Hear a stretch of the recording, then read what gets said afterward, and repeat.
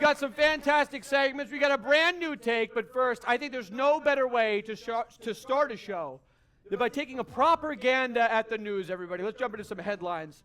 There's been a lot of, by the way, there's been a lot of war talk this week. There's been a lot of war talk. It's very upsetting.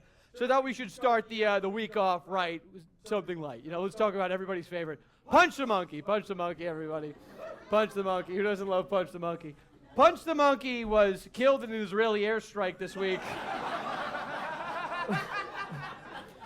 Israel claims that Punch was just days away from developing a nuclear bomb. The status of Mama the stuffed animal is still unknown. The Oscars are next week on March 15th. We fucked up the date. We thought that they were this weekend, but we don't feel like waiting another week. So fuck it. Congratulations to Sinners for winning Best Picture and Sean Penn for getting slimed. Yeah, that's still a thing. That's still a thing. In the upcoming World Baseball Classic, Team Israel is slated to play Team Venezuela in round one. Kalshi is offering parlays where you can vote on both the outcome of the game and the impending oil price afterwards. So that's going to be nice. A recent poll shows that most Americans do not support boots on the ground in Iran. However, they do support light, breathable sneakers. Perhaps even Crocs if they're available in Iran.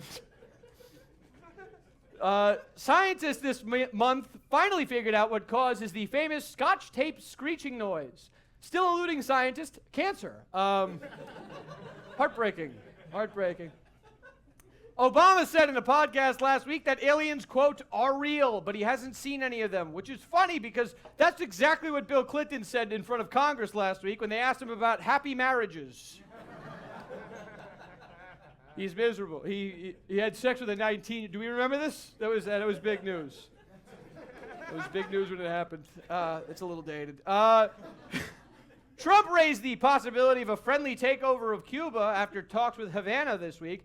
Stay tuned for the highly anticipated spin-off Heated Bribery coming to HBO this fall. Researchers recently found that AI opted to use nuclear weapons 95% of the time in war games experiments. The other 5% of the time was spent playing Wordle, if you can believe that.